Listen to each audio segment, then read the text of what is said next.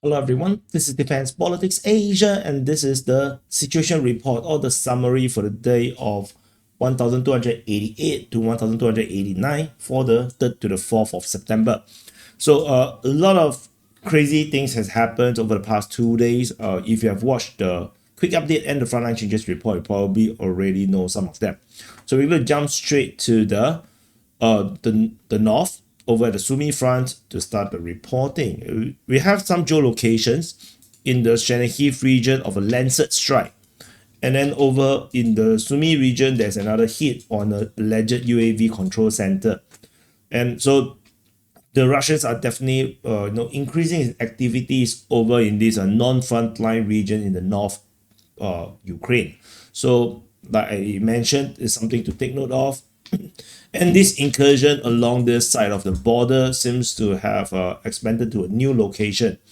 So the Russian Defense Ministry mentioned a new place called Shinatske. So it could be an attack, it could be just shelling of this place called Shinatske.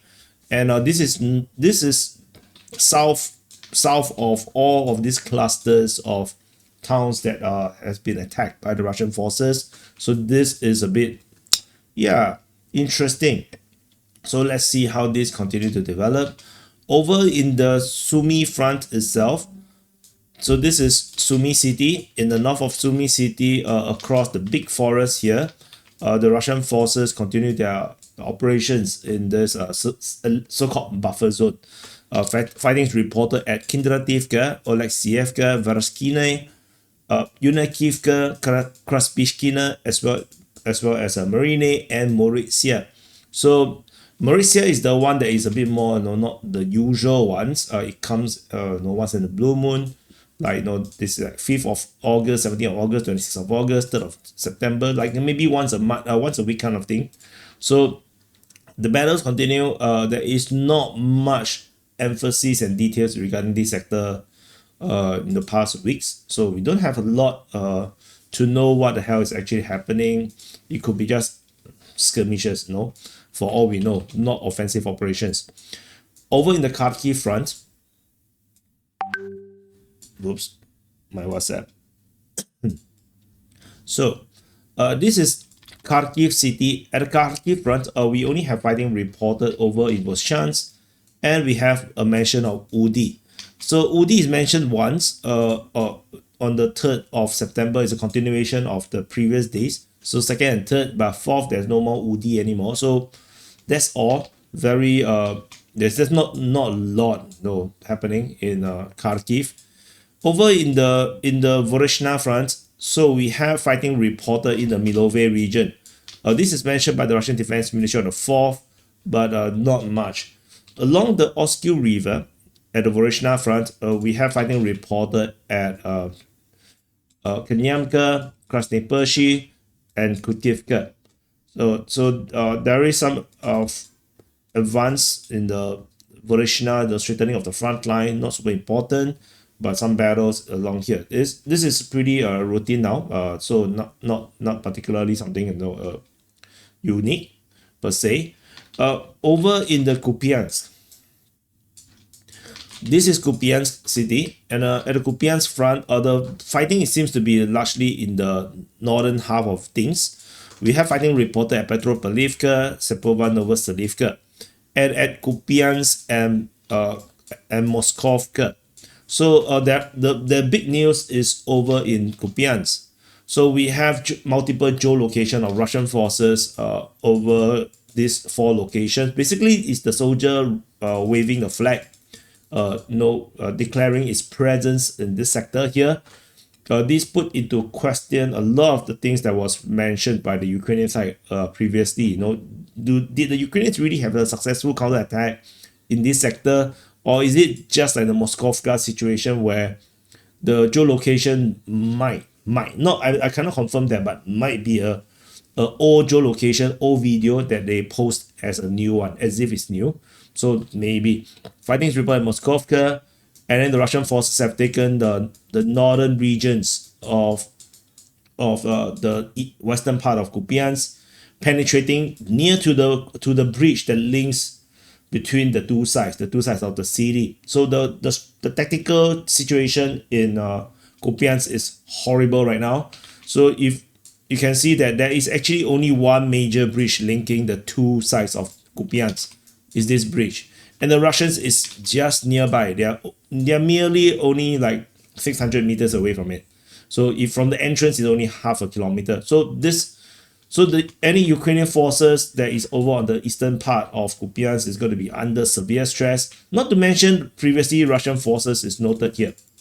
So it could be a case where the Russians may have already control of the breach already. That is a possibility. So we don't have enough intel for now. I'm quite sure the Ukrainians are doing whatever they can to try to stop this possibility of the Russian taking control of the breach. Because if they take control of the breach, then the entire Kupiansk front might collapse or might be in deep danger, because there is not much breach further south until this point, which was blown. This is over at Kupiansk Volovy. There's two bridges here. Both is blown up before. I'm quite sure there's pontoon crossings, but you can see one bridge, two bridge, three bridge. The Ukrainians will have to use these two blown up one, and this one is already in danger. And there's nothing much else further south, because the other side at Krylyakivka is already taken by the Russian forces. The entire Kupiansk front may collapse. So this is the big danger right now.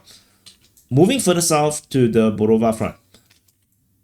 This Borova, and at the Borova front, the actions mainly over in Zarizove, Novoplatonivka, and Boriska Andrievka. There's nothing else over in the southern part of the things.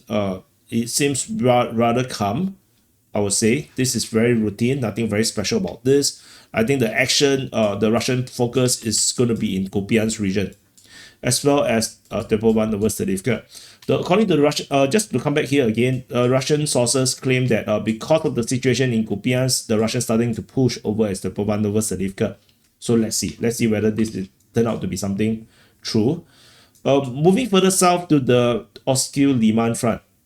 So at this is Oskil, and so Liman is further south here. So this is the part of the Liman front.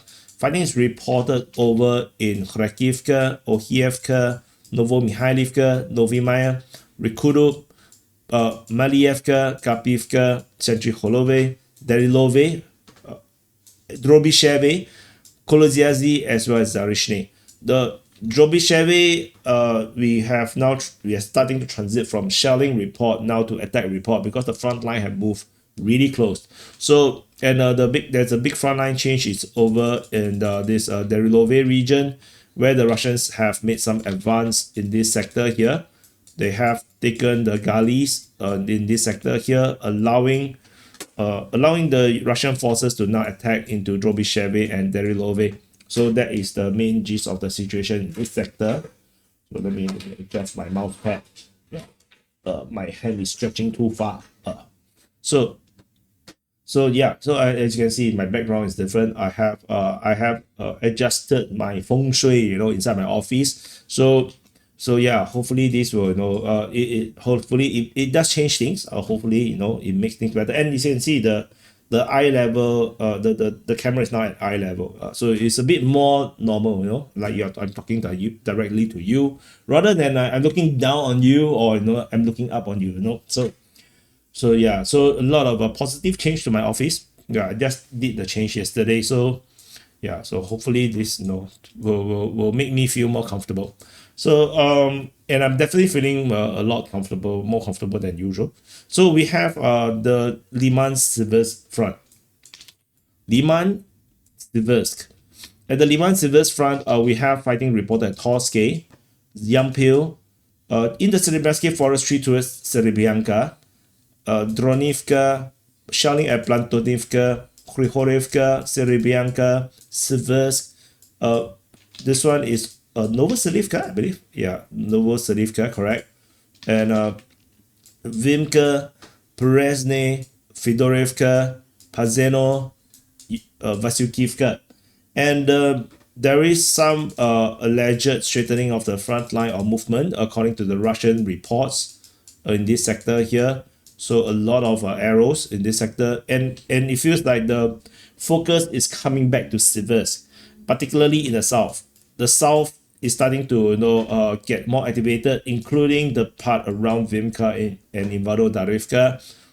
We previously already know that the Russians is trying to clear through the Serebrenske forestry and try to take over Zarishne-Torske region. There is this push towards in the northern flank of Sivers, a push towards Sivers, and now we are seeing the focus shifting, not even shifting, expanding. The focus is expanding in the south, where the Russian forces try to take up control in the south and really conquer the junctions in these southern regions. The Ukrainian supply line in this sector is really weak right now. They have the supply line through right Oleksandrivka towards Kalinki, and then going down all the way through Sviato-Sporovske towards Sivers. Another line is actually going from Sloviansk to Liman to across the river at Ozene, Zakitne, and then go to Sivers. So this Liman, so you can see there is not much supply lines left. This is a weakness of Sivers. Sivers is a formidable front line that the Russians have been struggling really badly. Even Russian sources call the Sivers front pretty cursed, and however, it has severe weaknesses, and like this kind of weaknesses, if the Russians were very, it's like if it's in a world war situation, like a proper war situation, they would have done some airborne operations into the rear position and cut off the logistics, and it would have collapsed the front line very quickly. But the Russians are doing this grinding operation, and this is the kind of thing that we are just looking at. So it is important to note, Ukraine war, as much as a war, we see it as a war, it also have a very unique taste to this war. It's not a normal war like we see in World War II. This war is very unique. It's a very attrition war with a very massive, heavy diplomatic, geostrategic influence on the war. So just like the situation with Afghanistan or Iraq with the Americans, the continued war, the actual war was over actually, but the continued war for the 20 years was actually not a war. It's just military industrial complex, trying to milk more money. Like for this case, it's like an attrition war where both sides think that they are attritioning each other for some long-term strategic victory, and both sides think they are winning. So even the Ukrainian side, maybe Ukraine don't think they are winning, but the Europeans think that they are winning somewhat. So it's very weird. So anyway, I digressed. I went too far. So we go to the Bakhmut front. This is Bakhmut, and just now as mentioned, Vasyukivka was attacked, and nearby Bodarne is also mentioned. And it's important to note this is mentioned by the Ukrainians. So the attack in this this northern Bakhmut region with basically the south of Sivers front is real. That means there's a real fighting happening over there. Fighting is also still remains at Minkivka, Makove. And it's just before I started recording, the Russian Defense Ministry announced the capture of Makove. And the Ukrainian mapping, Deep State UA, also have dropped their mapping. Just before I wanted to start recording, I took a look. I decided not to map it in, because if I continue to map it in, then this report will be even later, which I'm trying to not be so late. So I will probably do a quick update later to talk about the latest frontline changes. But it looks like it's quite a big report coming from the Ukrainian mapping. Vyrolibivka, Mykolaievka, Shavone, Stuposhki, Priteshne, shelling at Konstantinivka, at Ilinivka. So the Bakhmut front is starting to look busy. The fact that the Russian Defense Ministry announced the capture of Markove does suggest that the Russians are pushing. And where are they going to head to next is very hard to say at this moment. I will figure out, I will take a look and figure out how. But the fighting at Lubivka, that shows that there is this northern flanking operations around Konstantinivka. Something that I have warned that might have happened. The final target is Oleksievo-Kruzkivka, which this is the target. This is the target. So we shall see, because to cut the Ukrainians off or threaten to cut them off at that point will force a Ukrainian withdrawal out of Konstantinivka. But let's see, because Konstantinivka is bigger than Bakhmut, so it's ideal for the Russians not to fight in it. There is a geolocation of a Russian airstrike in the north of Shevone, so there's some airstrike there. That's it. This is the Bakhmut front. We go on to the Thorax front. Thorax front, we need to zoom in one layer. So this is the city of Thorax. The front lines still have not collapsed. Weirdly, the Ukrainian Defense Ministry still talks about fighting at Shemenivka and Thorax.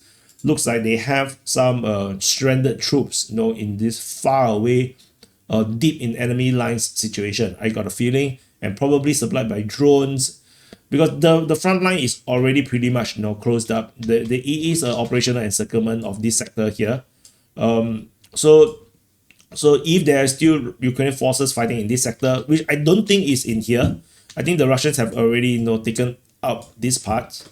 I think the Ukrainians are stuck here. This is the areas, and I think it's operationally encircled. So they continue to report the fighting, probably inside of Thorax as well. Are all the stranded troops all over the place, which is contributing to this confusing mapping in the Thorax front. Fighting is reported over in Bilakhora, Tilievka, Klishevka, Klebanbek, Katerinivka, Shkevenivka, Thorax, Yablunivka, Stepanivka, and towards Bereztok, which is over here. Ilinivka is mentioned just now. There was shelling over there. So you can see how do you have fighting in this chain and then have fighting around the rear. So this is probably stranded troops in the rear positions, and thanks to drones, this kind of units can continue to survive for extended period of time. So let's see. And there is some frontline change over in Alexandro-Shchitine. This Alexandro-Shchitine region is near full capture. The Russians did already announce the capture since the 20th of August. So things, the tentacles, you can see these are the tentacles, coming closer and closer to Konstantinivka. You can see the tentacles coming. So yeah, that's the situation, and very soon we're going to call this the Konstantinivka front. Moving into the evil rabbit, rabbit. So this is the evil rabbit is growing, weird things behind its spine, and so this is actually the breakout zone. This is a North Pokrov front, northern flank, or the Minograd front. Maybe we can just call this the evil rabbit front. It doesn't matter. It's just a front line on its own now, and it's taking a life of its own. And the Russians have relaunched its offensive in this sector. You can see the number of icons all over the place here. And even the Ukrainians have to acknowledge that the fighting have reached Kusherivka and Rubizne. These are our Ukrainian report. The furthest the Ukrainians have reported is here. This is the furthest point the Ukrainians reported. The Russians report even further. So I think the Russian report is probably pretty much accurate as well. So fighting is reported at Rusinya, Petrovka, Popivka, Toretsk shouldn't be from the south. It's from the west. Volodymyrivka, Mayak, and then Hruske, this by the Russians, Versele, Zoloty Novotroyske, these are and Rubizne by the Ukrainians. So the northern four is by the Russian report. Ukrainians reported Rubizne and Kusherivka, Vilny, Novi Donbass, Novi Shakove. Geolocation of Russian forces at Vilny confirmed that the Russians have never left. They were there, they were entrenched in their position. Shelling is reported at Hanivka, Fighting is reported at Nikandorivka. I paused the video to sneeze. So anyway, geolocation of Ukrainian forces in this very unusual, weird position. This could, again, be those old videos that is posted later, because we have another geolocation of Russian forces just nearby at Zatishok. And the fact that there is fighting all the way in the north does make a lot of, put a lot of question mark about this Boykivka geolocation. Fighting is also reported at Rodinsky, Chervony Liman, and Novoekonomichny. So this side is the Thorax front region, Stepanivka, Yablonivka. So you can see this area here, these are Russian front lines. This area here is the Ukrainian front line. And Novotoretsk is mentioned by the Russians as well. So this is also by the Russians. So the Russians are talking about, is in the Russian perspective, the front line is now expanding. So the front line may actually look like this right now, based on Russian reporting. So, and this, if this is true, then this looks a lot more similar to the Russian Defense Ministry's mapping. So, and it does validate DPA's decision to keep the rabbit ear here, and it looks like our doctrine, our way of or principle of mapping is accurate. Because if you look at Ukrainian mapping, it's ridiculous, because they cut them off in this sector, right? Remember, there is cut off, then they take back these regions allegedly. Yeah, now the actual reporting coming from the Russian side just invalidates it. So we shall see how this goes. Over in the Twin City region, so this Pokrov and Minokhrad, as mentioned just now, we have fighting reported over in Rodinsky and Chervony Liman, Novoekonomichny. There is geolocation confirming the Russians, a massive advance by the Russians on the east. So I think I should zoom in. Maybe this is a bit too far.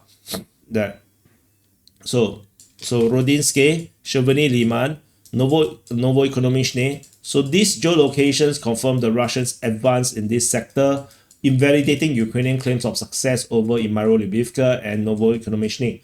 So Ukrainian information or supporters or OSINT have declared that no, they have captured Novoekonomichny. So this is proven entirely false. Fighting is now moving into Minokhrad, and the Russians, based on the geolocation, could potentially attack Minokhrad from the east as well.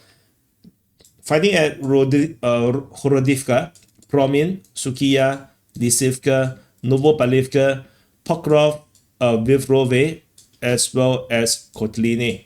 So the Russians can attack, in the Twin sector. I got a feeling that we're going to see some closure of the front line. I think this entire sector is going to fall, and then we're going to have a front line that is pretty much very east centric, and then the battle to cut off Minokhrad into pieces is going to start. So I think this is not, of course, not tomorrow. It's going to be like coming weeks. We're probably going to see that happen, depending on how hard the Ukraine is going to defend. It's important to note when we do analysis or we do forecasts or projections, it very dependent on the Ukrainian side, what they're going to do. Are they going to abandon position, or are they going to fight? So and if the front line don't change, it's not necessarily means that the Russians are lousy. You have to give credits to the Ukrainians for that they are throwing men to stop the Russian advance. So it could be a matter of the Ukrainians are just doing very well in terms of defense. It's not necessarily the Russians are failing, and don't undermine the sacrifices of these soldiers. Many of them gonna die when they are sent to plug these kind of holes. The chances of them dying is super high. So don't celebrate these kind of things. It's bad for karma. Fighting is reported at Udashne, Moledetsky, and Novopalivka is mentioned. This is probably better to be noted as part of the Koma front. So that is the Pokrov front. We move on to the Koma front, and this is one hell of a disaster. How should I do this? So we have let's zoom in a bit, I guess. Should I zoom out? There's going to be a lot of arrows. Okay, let's do it a lot of arrows way. So this Koma. So Koma front, that is a tale of two universes. The Ukrainians have a totally unique perspective of the situation right here. So I'm going to explain. Ukrainians allegedly attacked Tolstoy. They claim that the Russians are attacking the Ukrainians at Tolstoy, at Perebudova, Voskresenka, Shevchenko, Melievka, Yalta, Dashny, Filia, Novohatske, yeah, like Zeleny High. There's the Ukrainian perspective, of the situation. Like in their world, they still have very deep positions around Koma. The Russians report are much further. There's fighting report at Novopalivka, Ivanivka, Khralivka, and then Iskra, Olosendrograd. The Ukrainians also mentioned Shifneve, by the way. The Russians have conquered Novoselivka. It's confirmed by geolocation. Fighting is reported at Sosnivka, Vorone, Komizhuvaha, Ternove, and this one is all very lower. I don't want to talk about it first. And so what we have confirmed is the Russians' capture of Novoselivka because of geolocation, though that the front line here is then confirmed. However, the Russian Defense Ministry announced that the Vostok group of forces have completed their full conquest of the Donetsk region under their area of operations. So, which means this entire sector, the Koma frontier region, all of Donetsk is under Russian control, according to Russian claims, and this is reflected by most of the by the mapping that most of Donetsk in this sector here, by the Russian mapping, Ryba has reflected that.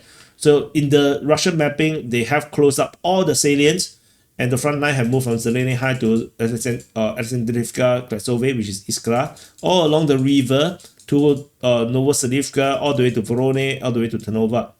So this is the front line according to the Russian mapping right now, where they have advanced all of these areas here. They have closed up all of these, and this puts the parallel universe between the Ukrainians and the Russian mapping into very, very different universe. It's like, on one side you have Doctor Strange and Captain Marvel and Captain America, and then on the other side you have Gandalf and Frodo Baggins. So anyway, going further south, I'm gonna pull everything up as we continue to map the rest of the Koma front. Fighting continues over in the south at Ternove, Zaporizhzhia, Novohievka, Berezovye. So these ones are by the Russian reports. Kalinivka, Novomykolaivka, Temerivka, Obratne, and Novoivanivka. So I believe most of this is by the Russians. Yeah, most of this by the Russians. So the according to the Russians, they are continuing to push. Well, I forgot to pull out the arrow. They continue to push westward, and probably this is part of the operations to capture the rest of Zaporizhzhia Oblast. Whether they're going to push out from this sector here remains to be a question mark. But I think that they will do this flanking operation to close up and take Zaporizhzhia from the north. So we shall see how this continue to develop. Things are not looking very good, but unless you believe in the Ukrainian perspective of the situation, then yeah, things are just the usual, not good. So happy birthday to you if your birthday today. Before I forget, oh my god, it's half an hour already. So we go on to the Zaporizhzhia front. So this Zaporizhzhia, and this is Zaporizhzhia front, and so we can so I think I should zoom in. Okay, so at the Huyaipole sector, so as mentioned just now, Novoivanivka, Obratne, Temerivka, shelling is reported at Uspenivka, fighting is reported at Ohievske and Potavka. So you can see these are all part of the same operation. These are all part of the same operations where I believe they're trying to flank north, and basically avoid fighting along the main fortifications. And as far as I can tell, I think I saw a footage, at least one geolocation of Russian forces hitting a Ukrainian trench digger or something. So which means the Ukrainians are still actively building more defense lines. So whatever defense line that we have on our mapping here is definitely outdated. They are definitely doing more defense lines yeah, they're going to attrition this all the way for as long as they can. So I think, yeah, the war is definitely not over anytime soon. Over in the Orikhiv sector, we have some major updates. So this is Orikhiv. The Russians have started the Orikhiv offensive. So we can kind of confirm right now, because previously we have this geolocation, which is already pretty shocking to have suddenly have this happen. Now there is a lot of reports coming in now. Fighting is reported at Novodanilivka, Mala Tomashka. Geolocation of Russian forces at Mala Tomashka is noted. Fighting reported at Bilokhaya. Frontline moved over in the west of Novoporovska as well as the southwest of Novoporovska. So the Russians are starting to close up this salient here. They are now trying to close up this salient here, and it looks like the offensive in the Orikhiv sector has begun. How long this will last, I'm not sure. My bet is 1 week, because the Russians like to do 1 week offensive and then mislead everybody into thinking there's something big. But this is definitely an offensive operation right now. Now I think this is pretty confirmed for now. And over in the Kemsky sector, the push along the coast of the Dnieper River continues, with fighting reported at Plavny, Stepnohurst, and Kenyamsky. So the fighting in this sector continues, and as I have predicted or analyzed or projected, is along the river.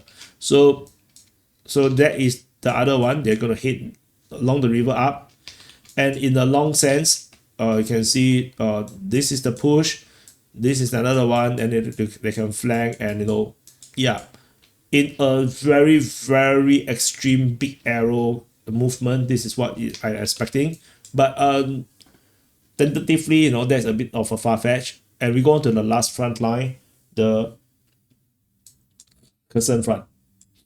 Yeah, sometimes I will look, right, just checking to make sure that it's still recording, because it's scary. If you talk for a long time and then realize it's not recording, then then I can cry. Kherson front. So Kherson, and there is shelling reported only. There's no more fighting reported by the Ukrainians across the river. So no, yeah. So I was pretty much correct on that point. Shelling reported at Antonivka, Sadove, Mikhailsky, Tekhinka, and Lvove. So and that's it. So this is it. This is the summary for the day of 1288 to 1289 for the 3rd to the 4th of September. So thank you for watching. Press the like button, subscribe, and I'll see you guys in the next update.